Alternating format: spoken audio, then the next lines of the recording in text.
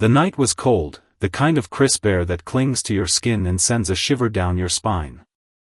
Clearwater, Texas, a small town tucked away in the southern reaches of the state, was quiet, as it always was. But on October 10, 2015, the air felt different, thick with tension, as if the town itself was holding its breath. In the heart of Clearwater, just a few blocks away from Main Street, a discovery would shatter the calm and turn the town upside down. Around 9:30 p.m., a passerby, an elderly man on his evening walk, took the shortcut down an alley between two old, crumbling buildings. He wasn't expecting to find anything unusual, but when his eyes fell on the body of a man lying motionless, his heart skipped a beat. The man was face down, his clothes neatly arranged, but his face was bruised, blood oozing from a wound on the side of his head. The body had been discarded like an unwanted piece of trash, hidden in the shadows, behind the high brick walls that separated the alley from the rest of the town. The victim was instantly recognizable: Samuel Price, Clearwater's beloved former mayor. The man who had steered the town for 2 decades, the man whose name was synonymous with power, wealth, and influence. But now, his life was gone, snuffed out in a way that no one could have imagined. His death sent a shockwave through the town, a town that had always been known for its close-knit community and peaceful existence. How could something like this happen in Clearwater? The call was made. The police arrived swiftly, their lights flashing through the narrow alley, casting eerie shadows on the brick walls. Detective Mark Stevens, a seasoned investigator with a sharp mind and a steady hand, stepped out of the car and surveyed the scene. The alley was quiet now, save for the distant hum of traffic from the main road. It wasn't the first crime scene he'd encountered, but there was something unsettling about this one. This wasn't just any murder. The former mayor's body was found with a strange stillness, as if it was waiting for someone to unravel the truth hidden beneath the surface. At first, the evidence pointed to a robbery gone wrong. Samuel's wallet was missing, and there were signs of a struggle. But something didn't add up. A closer inspection revealed that the man's wallet was still intact, lying beside his body, untouched. This wasn't a crime of opportunity. This was something far more calculated, far more personal. The investigation would soon uncover that the life of Samuel Price was far from the pristine image he had cultivated in the public eye. The man who had commanded respect, the man whose decisions had shaped the town, had secrets, dark, twisted secrets that were waiting to come to light. The community was in turmoil. Whispers spread like wildfire. Natalie Harrison, a young woman in her 20s, found herself caught in the whirlwind of suspicion. A former neighbor, she had always admired Samuel from afar, but no one could have ever predicted how deep their connection would run, nor the lengths to which it would push her. As the investigation unfolded, so too did a tale of deception, manipulation, and a deadly affair that would change the course of all their lives. Clearwater, a town built on quiet simplicity, was about to learn just how dangerous its own secrets could be. This opening sets the stage for the unraveling of a twisted story, blending elements of mystery, power, and a dangerous affair. The tension is thick, the town is shaken, and the dark undercurrent of hidden lives begins to emerge. The next steps in the investigation will peel back these layers, revealing more than anyone could have anticipated. Natalie Harrison had always been the picture of quiet grace in Clearwater, a town that held a reputation for its tight-knit, community-driven life. At 23 years old, she was the kind of woman who could walk into a room and leave a lasting impression, not just with her beauty but with the air of innocence that surrounded her. With her dark, wavy hair cascading over her shoulders, a flawless complexion, and eyes that could both charm and captivate, she seemed to be the epitome of a small-town sweetheart. To the people of Clearwater, she was the perfect young wife, the kind who volunteered at community events, baked homemade pies for church socials, and smiled warmly at everyone she met. But behind that smile, behind the spotless exterior, there was a growing dissatisfaction that no one, least of all her husband, Ben Harrison, seemed to notice. Ben, a hard-working mechanic in his late 20s, was a good man, steady, reliable, and kind. But he was also consumed by his work. The long hours at the garage, the late-night shifts, the constant grind to keep their modest life afloat, left little room for anything else. Little room for Natalie. Little room for the affection that once bound them together. Little room for anything beyond the routine of their mundane existence. Natalie had tried, for years, to push through the emptiness that crept into her life. She had been a devoted wife, making the house spotless, preparing his meals, and supporting him in every way she could. But there was something missing, something she couldn't quite name. It was more than just loneliness. It was a deep yearning for something more, for excitement, for passion, for a connection that went beyond routine. The days blended together for Natalie, mornings spent running errands, afternoons lost in the silence of their home, and nights spent waiting for Ben to come home, his tired face offering little more than a fleeting smile. At 23, Natalie felt like she was already suffocating. She longed for an escape, a breath of fresh air that could break the suffocating monotony. She was a woman yearning to be seen, yearning for someone to notice the woman behind the housewife, the woman with dreams and desires that had been left untold for far too long. When the invitation to the annual charity gala came, she saw it as a golden opportunity, an opportunity to step outside of her world, to experience something beyond the confines of her quiet, predictable life. It wasn't just about the event, it was about what it represented: freedom, excitement, and the possibility of something more. The gala was held at the Clearwater Ridge Hotel, a place where the town's elite mingled, where secrets were exchanged, and where power dynamics were played out under the glittering lights of crystal chandeliers. Natalie, who had never been one to attend these kinds of events, felt an unfamiliar flutter in her chest as she walked through the doors of the hotel, dressed in a simple yet elegant gown. Her pulse quickened as she looked around, taking in the sight of people she had known all her life, yet felt strangely distant from. It was as though she was stepping into a world that had always been out of her reach, a world that held promises she had never dared to dream of. And then she saw him. Samuel Price, the former mayor of Clearwater, stood across the room, surrounded by a group of influential townsfolk. His commanding presence was unmistakable. Even in a room full of people, his stature seemed to draw the attention of everyone in the room. He exuded an aura of power, confidence, and charisma, traits that made him one of the most respected men in the town.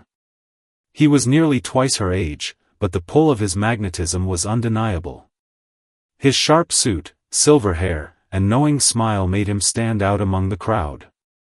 To many in Clearwater, Samuel was a man who could not only shape the future of the town but also command the future of anyone who crossed his path. They spoke briefly during the evening, a polite exchange, a few compliments about her appearance, some casual small talk about charity work. But as they spoke, Natalie felt something stir inside her. It wasn't just the way Samuel spoke with authority, or how everyone in the room seemed to gravitate toward him. It was the way he looked at her. There was an intensity in his gaze that made her feel as though she was the only person in the room. There was something intoxicating about it, something she had been craving for so long. The attention, the admiration, the sense of being truly seen for the first time in years, it was a drug, and she found herself addicted before she even knew it. Over the following weeks, their interactions deepened. What began as a casual exchange at the gala transformed into regular meetings in Samuel's office, under the guise of seeking advice for her charitable endeavors. Natalie started to look forward to these meetings, dressing a little more carefully, staying a little longer than she needed to, just to catch a glimpse of the man who made her feel alive again. Samuel, always the gentleman, spoke to her of the town's history, of its future, and of the ways she could contribute to its growth. But beneath the professional facade, Natalie could feel the underlying current of something more. Samuel's attention was no longer just about helping her. It was about something else, something more dangerous, something that pulled her further away from the life she had known. To Natalie, Samuel was the escape she had been searching for. He represented the excitement, the passion, and the power that had been absent from her life for so long. But as their meetings became more frequent, as the lines between professional and personal blurred, the danger of what she was getting involved in became harder to ignore. Samuel, a man used to controlling every aspect of his world, now had his sights set on her. Natalie Harrison, the small-town housewife, was no longer just the dutiful wife. She was a woman caught between her past and the allure of a future that was as exciting as it was terrifying. But she couldn't stop herself from moving forward. The seeds of desire, manipulation, and betrayal had been planted, and it was only a matter of time before everything spiraled out of control. Clearwater, with its picturesque streets and tight-knit community, would soon learn just how dangerous the secrets of its most respected citizen could be, and how a young woman's longing for something more could lead to the darkest of consequences. This section delves into the psyche of Natalie, illustrating her dissatisfaction with her life, her growing attraction to Samuel, and the gradual descent into a dangerous affair. The tension between her desires and her sense of duty is explored, setting the stage for the unfolding drama. Samuel Price was a man who had always commanded respect. At 66, his silver hair and sharp, calculating eyes gave him the look of a man who had seen it all, and indeed, he had. He had spent over 2 decades as the mayor of Clearwater, a small town in Texas, and during that time, his influence had stretched far beyond the confines of city council meetings. His name was synonymous with power. He had built the town, quite literally, shaping it with the wealth he had amassed through years of business dealings and strategic alliances. When he retired from public office, it was not with the usual fanfare, but with a quiet, calculated exit that left his grip on Clearwater unshaken. Samuel's influence was not something that could be easily erased. Even after retirement, Samuel's power in the town had not diminished. The townspeople still sought his advice, still whispered his name in reverence, and he reveled in it. His wealth, his connections, his ability to control the future of Clearwater, these were the things that gave him purpose.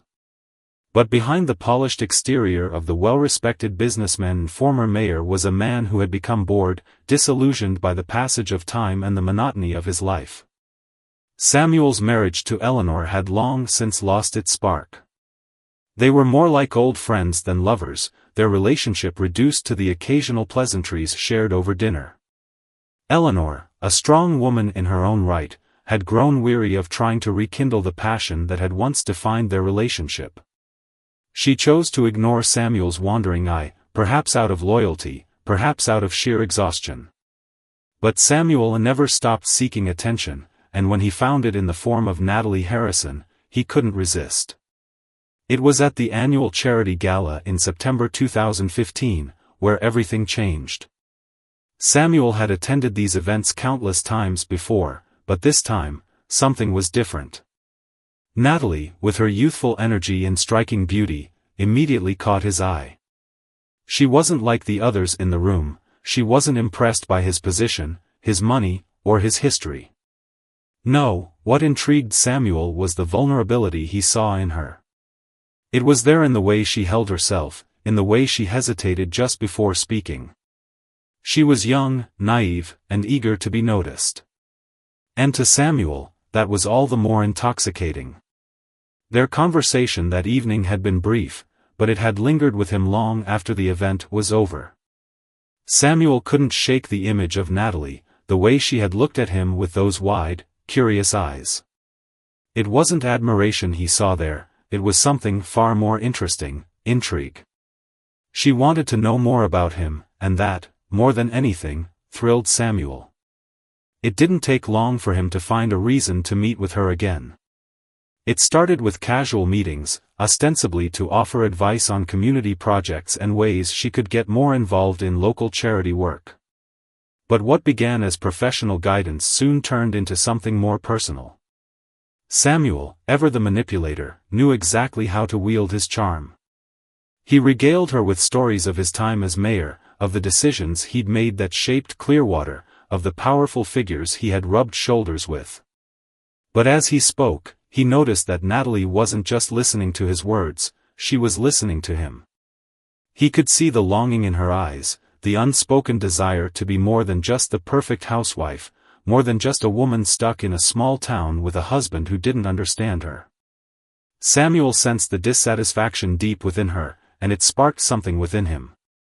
He began to subtly push boundaries, testing the waters of her vulnerability, carefully cultivating the idea that he could be the one to give her the life she craved. But it wasn't just about giving her what she wanted, it was about possessing her. He began to see her not as a young woman in need of guidance, but as a prize to be claimed, someone to be molded and controlled. Natalie, for her part, was caught off guard by Samuel's attention. She had never expected a man like him to take an interest in her, to make her feel important in a way that Ben never had. What started as innocent admiration grew into a dangerous obsession. Every time Samuel called her to his office, every time he told her how beautiful she was, how much potential she had, she found herself drawn deeper into his web. He made her feel seen in ways Ben never could. But it wasn't just the compliments that captivated her, it was the sense of power that Samuel wielded over her. He was a man who had the world at his feet, who had everything she could ever want, and the idea that he wanted her made her feel both special and terrified. Soon, their meetings became more frequent. At first, they met under the guise of discussing charity work, but the nature of their relationship was beginning to shift. Samuel had begun to take her to private dinners, to quiet, intimate locations where no one knew them. Their conversations became less about Clearwater and more about them, about their desires, their hopes, their unspoken attraction. The tension between them was palpable. Samuel knew that he was toying with her, that he was drawing her closer to a point of no return. And Natalie? She was equally aware, but she didn't care. She was caught in a whirlwind of emotions, torn between the safety of her life with Ben and the dangerous allure of Samuel. As the days passed, the affair between Samuel and Natalie deepened, becoming a carefully crafted secret. Samuel, ever the control freak, had planned each step with precision, ensuring that no one in Clearwater would suspect a thing. He had the resources to keep things quiet, to cover their tracks. But deep down, he knew that it was only a matter of time before their secret would be exposed. And when it was, it would destroy everything. This section delves into Samuel's character, his manipulative nature, and his gradual entanglement with Natalie. It reveals the psychological games he plays and the hold he begins to have over her, while also exploring Natalie's internal struggle between desire and morality. Their relationship, full of tension and manipulation, sets the stage for the unraveling of their lives.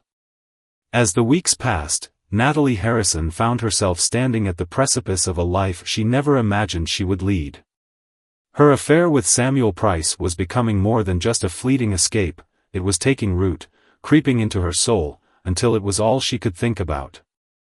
Samuel, with his commanding presence and the weight of his power, seemed to fulfill everything that had been missing from her life. She was no longer just Ben Harrison's wife, the quiet, dutiful woman who played the role of a perfect housewife in the small town of Clearwater. Now, she was someone desired, someone who had the undivided attention of a man who could offer her more than she had ever dreamed. At first, their meetings were thrilling, filled with the excitement of secrecy and stolen moments. They spoke of trivial things, of charities and local projects, but beneath the surface, the unspoken attraction between them simmered with an intensity that grew with each passing conversation. Samuel's compliments, though subtle, carried a weight that Ben's never had. Every time Samuel looked at her, she felt seen, not just as a wife, but as a woman of value. That feeling was intoxicating, a feeling she had never truly experienced before. But as the affair deepened, so did the complications. Samuel was not a man who could ever be satisfied with the simple pleasures of a quiet relationship. He was used to control, to having his needs met on his terms. And with Natalie, he had found a new kind of thrill, not just in possessing her but in breaking her, molding her into someone who would need him more than she needed anyone else. For Natalie, the allure of Samuel's world became overwhelming. She had lived her entire life in the shadow of routine, of predictability, and now, Samuel was offering her a glimpse into a life of excitement and possibility. But the more she gave into him, the more she realized that she was losing herself in the process. Samuel's affection was not freely given, it was conditional. He demanded her attention, her loyalty, and in return, he lavished her with gifts and attention. At first, the material comforts seemed like small tokens of his affection. Expensive jewelry, designer clothes, and weekends spent at luxury hotels just outside Clearwater seemed like harmless indulgences. But soon, the gifts became more than just luxury, they became expectations. He began to demand more of her time, wanting her to meet him more frequently, pushing her boundaries with each encounter. He would send her cryptic messages, telling her how much he needed her, how she could never leave him. It was subtle, a slow burn of manipulation that Natalie was only just beginning to recognize. At first, she convinced herself that Samuel's actions were a sign of love, of genuine care. After all, wasn't this what she had always wanted? To feel wanted, desired, cherished? But there was a darker side to Samuel's attention. His jealousy began to show in strange ways. He would question her about every man she spoke to, every time she went out without him. His gaze would linger on her too long, as though searching for a reason to doubt her, to accuse her of betrayal. At first, it seemed harmless, a natural response from someone so used to being in control. But as the weeks went by, Natalie began to feel the weight of his possessiveness. He would insist that she tell him everything, to leave no detail unaccounted for. Her life, which had once been so simple, was now tangled in knots. She felt the tug of loyalty to Ben, the man she had married, the man who had given her a steady life, a life free from complications. He had never asked for much, just her presence, her companionship. But in return for his quiet love, he had grown distant, emotionally unavailable, lost in the world of his work. Ben wasn't perfect, but he had never betrayed her. He loved her, and she had loved him, even when the excitement faded, even when their conversations became shallow, their connection strained. But now, with Samuel, everything was different. The emotional highs were intoxicating, and yet, the emotional lows were crushing. She had fallen in love with the man who made her feel powerful, yet he also made her feel small, like a puppet on a string. She hated the way he controlled her, manipulated her feelings, and used her insecurities to bind her closer to him. But at the same time, she craved his approval, his attention, because when Samuel looked at her, he made her feel like the most important person in the world. The internal battle inside Natalie was becoming unbearable. Her heart ached every time she saw Ben, guilt gnawing at her from within. She had vowed to spend her life with him, and yet, every time she saw him, she could not escape the pull of Samuel. She could feel herself losing sight of who she was. Was she the woman Ben had married, or had she become someone else entirely, someone who was being molded by a man who could never truly love her? As Samuel's demands grew, so did Natalie's anxiety. She wanted to stop the affair, to end the secrecy, to walk away from the tangled mess she had created. But every time she tried, Samuel pulled her back in with his promises of a future together, a future where they could be free to love each other openly. He told her that all she had to do was leave Ben, and they could start anew. But the truth was more complicated. Natalie knew that if she left Ben, there would be no going back. She would burn the bridges to the life she had known, the life that had once felt safe. But could she keep living the lie? Could she keep pretending that everything was okay when it wasn't? The confusion, the guilt, and the desire for something more had begun to tear her apart from the inside. Samuel had promised her the world, but at what cost? Natalie had become trapped in a web of desire and fear. She was no longer sure of who she was or what she wanted. All she knew was that she was at a crossroads, and the choices she made next would change everything. She had to decide, would she remain with the life she had known, or would she risk everything for the dangerous, intoxicating love Samuel offered? The stage was set for a tragedy, one that would unfold as Natalie's mind became increasingly clouded by her conflicting emotions, torn between two men, two lives, and the dark desires that had taken root deep within her heart. In this section, the complex emotional landscape of Natalie is explored, highlighting her psychological struggles as she grapples with her growing attachment to Samuel and the increasing guilt she feels toward Ben. The tension between her desires and the reality of her life creates a volatile emotional storm, pushing her toward a fateful decision that will change the course of the story. Natalie could feel it, the walls closing in around her. What had started as an exhilarating escape had slowly spiraled into something darker, more dangerous. Her relationship with Samuel Price was no longer a fleeting affair. It was a constant pull, an addiction she couldn't break free from, no matter how hard she tried. Each meeting, each stolen moment with him seemed to chip away at the woman she used to be, replacing her with someone who was increasingly controlled by Samuel's demands. But the longer she was drawn into his world, the more she realized that the line between passion and manipulation was growing dangerously thin. Samuel had always been a man of control, of power. From the first moment they met, he had known exactly what strings to pull. He made Natalie feel seen, valued, important. He flattered her, made her feel like the most special person in the room. At first, she had convinced herself that she was in control, that the affection he showered on her was genuine. But the truth was, Samuel was a master manipulator. His words, his gestures, his promises, they were all carefully designed to make her depend on him more, to make her crave his approval, his love. The gifts had started small, an elegant necklace, a pair of designer shoes. But as the affair continued, they grew more extravagant: luxury hotel stays, expensive vacations in nearby cities, secret rendezvous in places where no one knew them. Samuel lavished her with everything she could ever want, but the cost was becoming increasingly clear.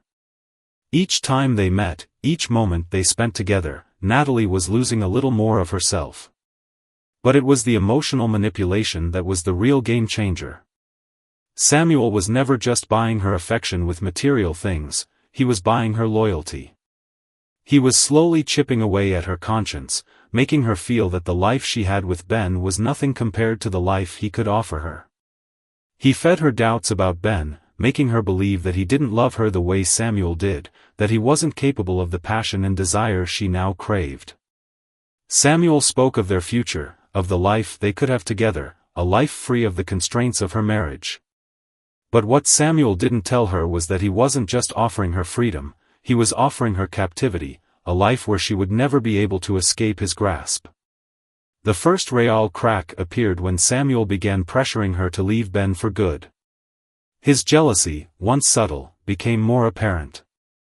He would call her relentlessly, demanding to know where she was, who she was with, and when she would be available to meet him next. He would show up unannounced at her house, at the coffee shop where she had lunch, his gaze dark with suspicion, as if he feared she might slip through his fingers.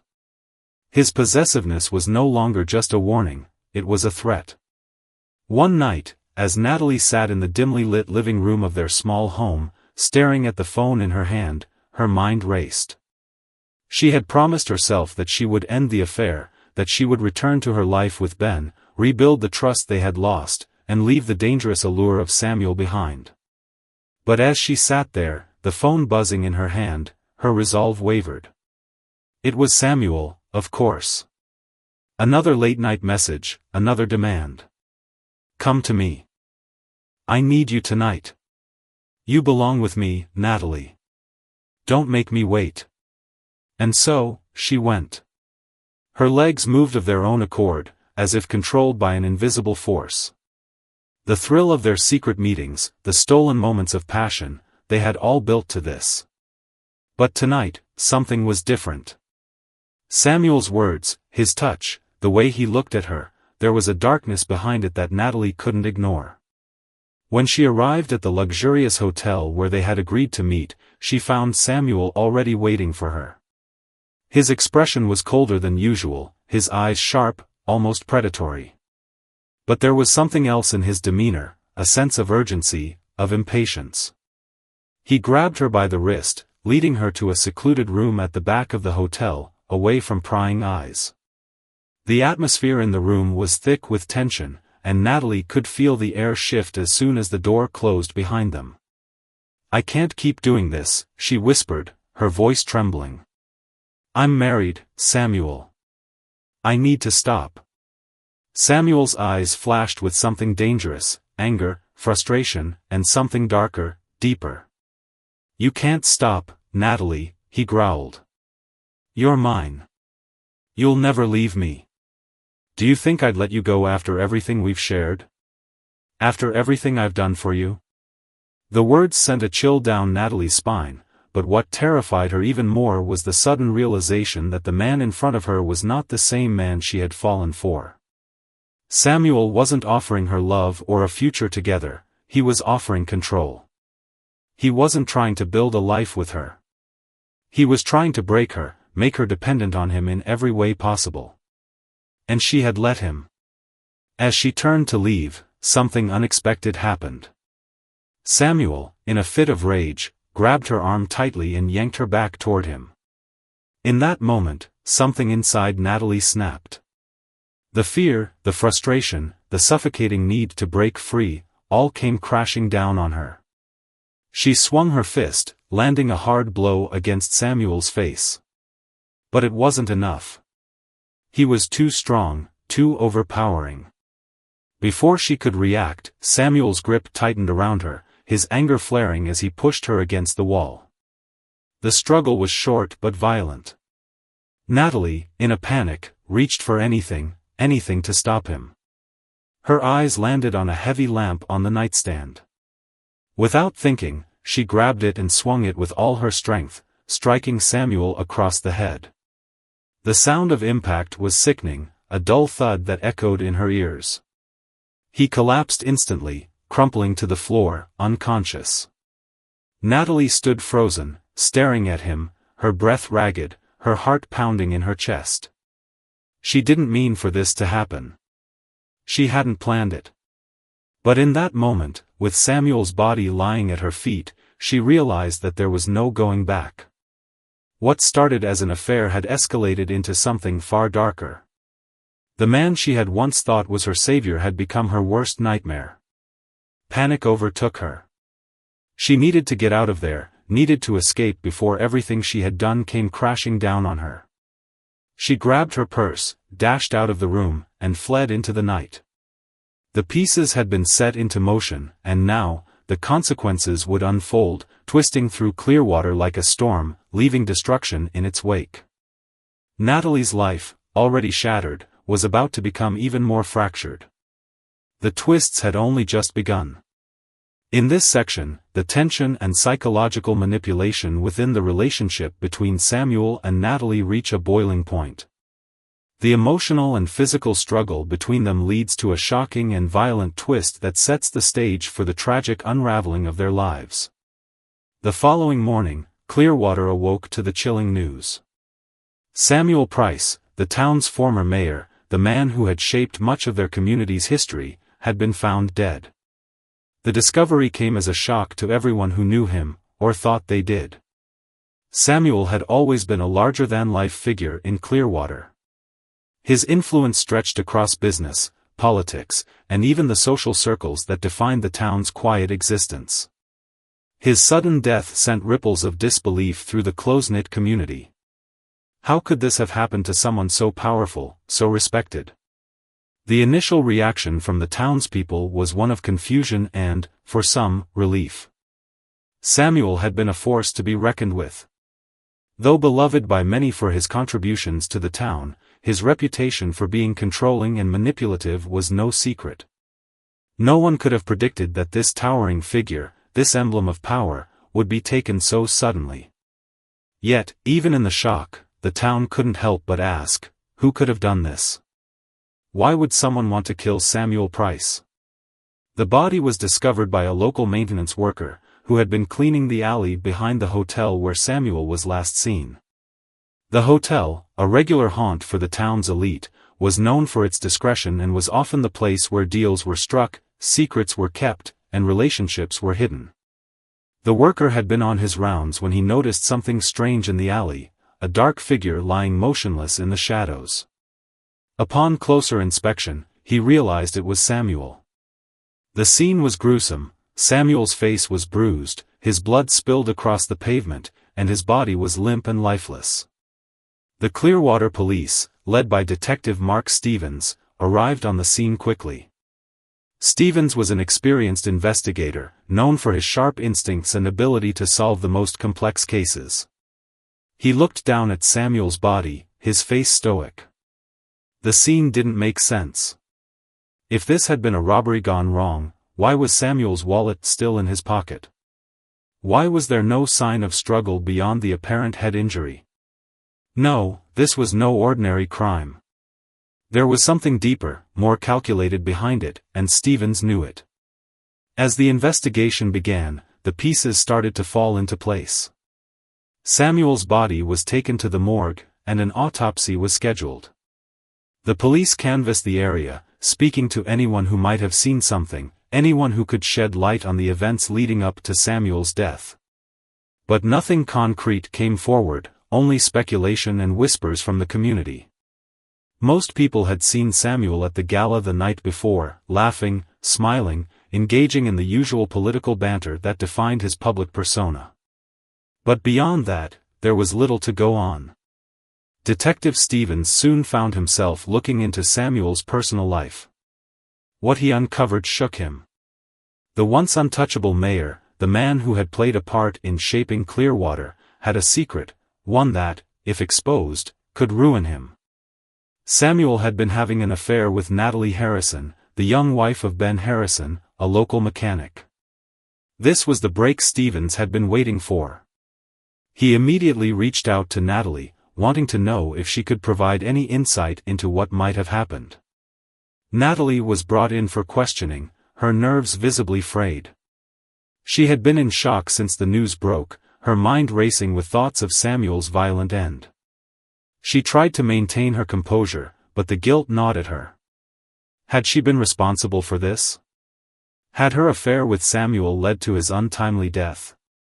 At first, Natalie denied any involvement, claiming she hadn't seen Samuel since their last meeting a few days before. She insisted that their relationship had been a secret, and that she had no idea who might have wanted to hurt him. But Detective Stevens wasn't convinced. He had seen this before, people who tried to cover up their involvement, to deny the truth, even when the evidence pointed in their direction. He pressed her further, asking about her whereabouts the night before, about any unusual behavior from Samuel, about anything that might suggest a motive. Natalie hesitated, her eyes darting around the room. Finally, she spoke, her voice low and shaky. "I don't know what happened. But Samuel, he wasn't who you thought he was. He was controlling. He was demanding. Her voice trailed off, and for a moment, the weight of her own words seemed to hang in the air. Stevens narrowed his eyes. "What do you mean by demanding, Natalie? What kind of person was Samuel, really?" Natalie took a deep breath, trying to gather her thoughts. He was manipulative. He used me. He pushed me to leave Ben, to be with him. But I didn't want that. I didn't want to lose everything. I didn't want him to control me." The confession wasn't enough to clear her of suspicion, but it added another layer to the case.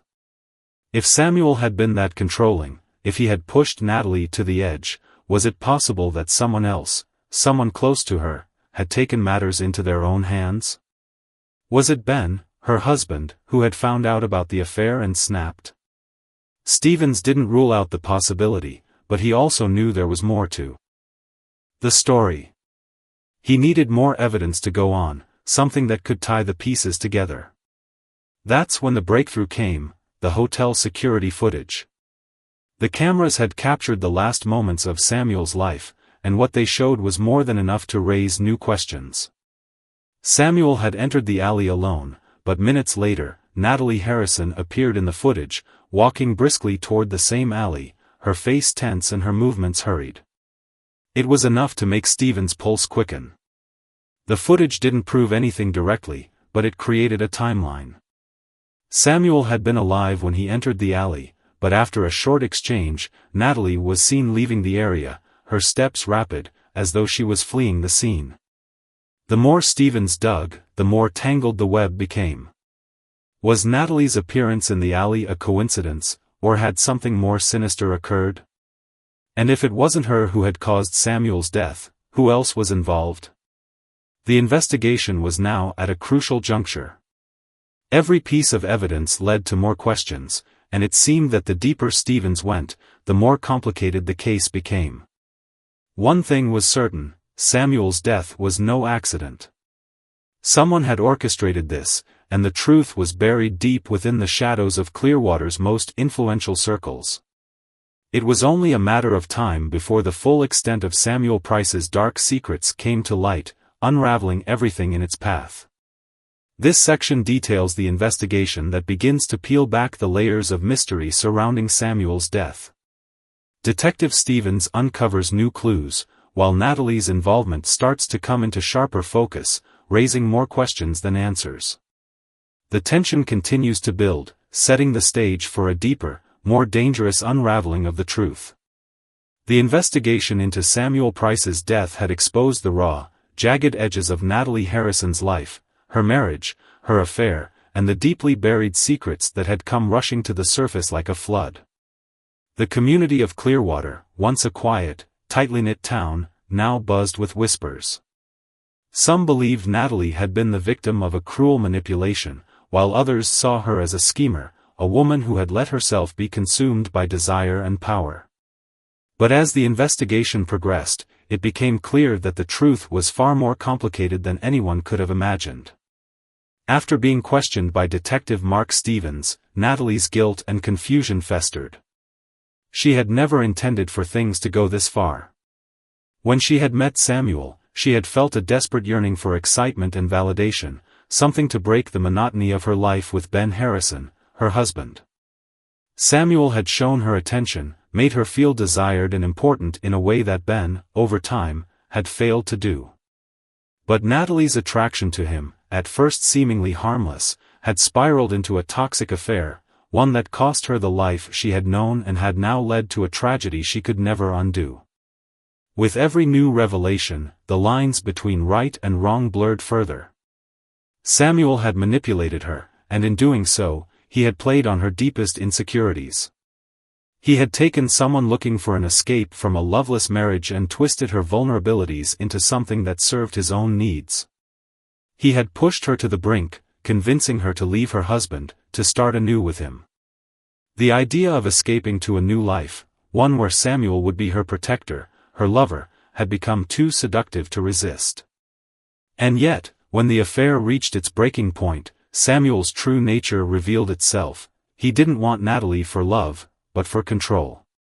When Natalie had fought back, had attempted to put an end to the affair, Samuel had not let her go easily. The tension in their final encounter was palpable, thick with a mixture of lust and violence. He had made her feel trapped, and in her panic, she had lashed out. The blow with the lamp that had struck Samuel's head had been a reflex, a desperate attempt to break free from his grip, but it had ended in death. Now, as the dust settled and the legal process moved forward, Natalie was forced to confront the reality of her choices. The affair, which had begun as an escape from her dissatisfaction, had ended in murder. The man who had promised her everything had left her with nothing but guilt, regret, and the realization that she had been nothing more than a pawn in his manipulative game. The physical act of violence had been one of self-defense, yes, but it had also been a culmination of emotional abuse and deceit that had been building for months. The media coverage of Samuel's death painted a one-sided picture. Headlines screamed of greed, lust, and betrayal.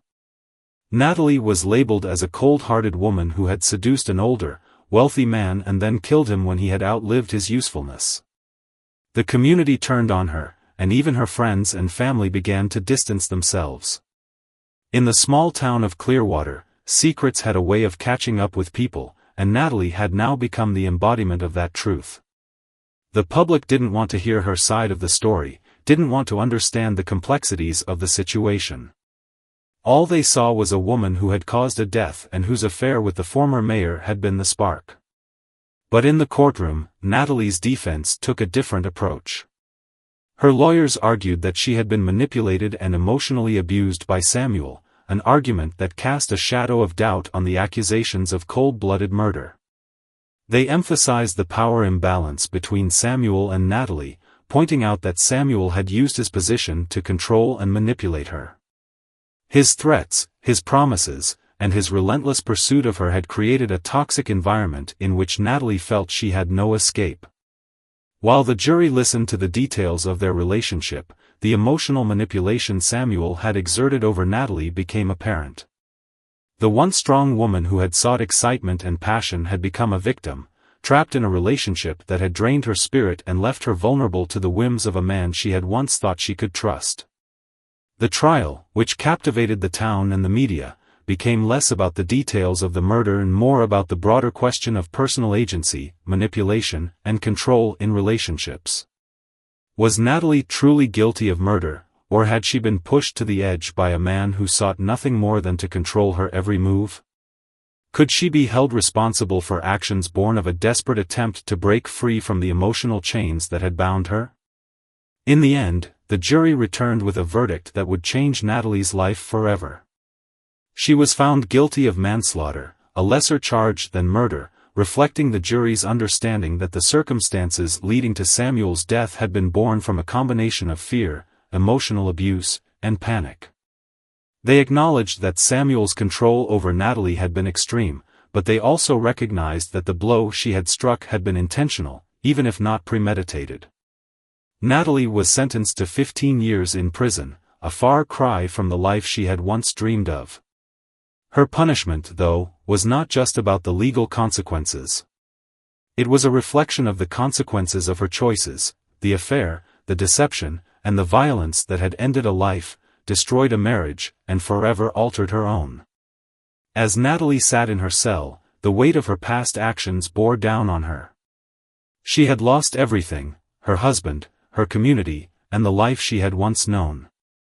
The affair, which had seemed like an answer to her prayers, had led her down a dark path, and now she was paying the price. The moral of Natalie's story, one that would resonate with the town of Clearwater and the audience who followed her trial, was clear: the search for fulfillment outside of one's own life can have devastating consequences. The quest for excitement, love, and attention, when driven by insecurity and the desire for escape, can lead to destruction. Natalie had been a victim of her own desires, yes, but she was also a product of a culture that valued appearances and power over truth and personal connection. In the end, her story was a reminder that the cost of chasing someone else's version of happiness can be far greater than we ever anticipate. In this section, the story delves into the aftermath of Samuel's death, exploring the societal and personal consequences of Natalie's actions. The focus is on the moral lessons learned from the affair, highlighting the psychological impact of manipulation and the dangers of seeking fulfillment outside of one's own life. The complexity of Natalie's situation is revealed, showing how emotional abuse and desire for control played a critical role in the tragic outcome.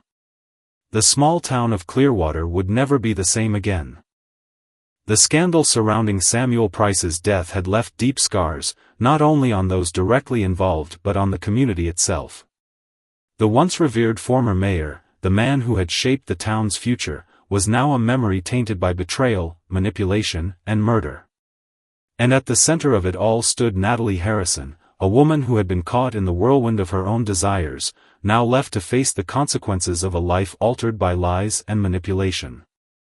As Natalie sat alone in her prison cell, the full weight of her actions crushed her. The life she had once known, her marriage, her community, her identity, was gone, replaced by cold walls and a future filled with uncertainty. The woman who had once longed for excitement and passion now found herself consumed by regret and guilt. The affair with Samuel, the escape from her mundane life, had seemed like the answer to her problems, but it had turned into her worst nightmare. The court had found Natalie guilty of manslaughter, a lesser charge than murder, but the guilt she felt was more than just legal, it was moral, emotional, and psychological. She had betrayed her husband, Ben Harrison, the man who had loved her unconditionally, even if their relationship had grown stale over the years. Ben, who had trusted her, who had been blindsided by the affair, was left to pick up the pieces of his life. The betrayal was not just a personal wound, it was a wound to their marriage, their family, and the trust they had built together. Ben's reaction to the affair had been one of devastation. The man who had once been so absorbed in his work, now found himself lost in grief. He had always been there for Natalie, had always supported her, yet he had never realized how distant they had become. He had never suspected that his wife, his partner, would fall into the arms of another man. When he discovered the affair, the pain was like a knife to the heart. The betrayal wasn't just physical, it was emotional, psychological, it was everything he thought he knew about his wife shattered in an instant. But what hurt even more was the way Natalie had torn their family apart. They had dreams of building a future together, of growing old side by side. And now, that future had been ripped from their grasp. The years they had spent together were overshadowed by the secret she had kept from him, a secret that ultimately led to Samuel's death and her imprisonment. As the trial concluded and the consequences of Natalie's actions began to unfold, the town of Clearwater began to reflect on the events that had shaken it to its core. People began to ask questions that were uncomfortable, questions about the nature of relationships, loyalty, and personal choices. Was Natalie a cold-hearted murderer, or was she a woman who had been emotionally manipulated and pushed to the edge? Was Samuel Price the mastermind who orchestrated the affair, pulling strings to control Natalie's life? Or had Natalie, despite the manipulation, ultimately chosen to walk down a dangerous path of her own free will? The tragedy of Samuel's death and the subsequent unraveling of Natalie's life left everyone in Clearwater grappling with the complexity of human nature. The lines between good and evil, right and wrong, had blurred. For many in the community, this story had become a cautionary tale, a stark reminder that the pursuit of excitement, the need to escape, and the desire to be seen could have devastating consequences. It was a warning of the dangers of neglecting the foundations of a relationship, trust, communication, and commitment. But the story wasn't just about Natalie and Samuel. It was about Ben, too. Ben had been a victim of his own emotional neglect, but his ability to forgive and rebuild was the thread of hope in this otherwise bleak narrative. The question now became, could Ben ever forgive Natalie? Could they rebuild their life together after everything had fallen apart? Or was the damage irreparable, the trust too broken to ever be mended? In the end, the real question was not just about Samuel's death or Natalie's actions, it was about the choices we make in relationships. How far are we willing to go for love, for power, for attention? At what point do we sacrifice the things that truly matter for the things we think we need? And most importantly, how do we find our way back when we've lost ourselves in the process? As the story of Samuel Price, Natalie Harrison, and Ben Harrison unfolded, the town of Clearwater found itself facing these hard truths. What happens when we allow ourselves to be blinded by desire, when we neglect the quiet, steady love that has been there all along? For Natalie, the lesson had come too late. The consequences of her actions had already been set in motion. But for the people of Clearwater, and for those watching her story unfold, there was still a chance to learn from her mistakes, to remember that relationships built on manipulation, control, or lies will always crumble under the weight of truth. The real tragedy of Samuel's death was not just his own end, it was the destruction of everything he had touched, the lives he had left broken in his wake. It was a reminder that, no matter how powerful we may feel, our actions always have consequences, and the damage can ripple out far beyond our control. What do you think of this story? Was Natalie justified in her actions, or was she simply a victim of manipulation? How do you think Ben should move forward after everything that happened? Let us know your thoughts in the comments below. What lessons can we learn from this tragic tale? We'd love to hear your opinions, so don't forget to comment and share this video.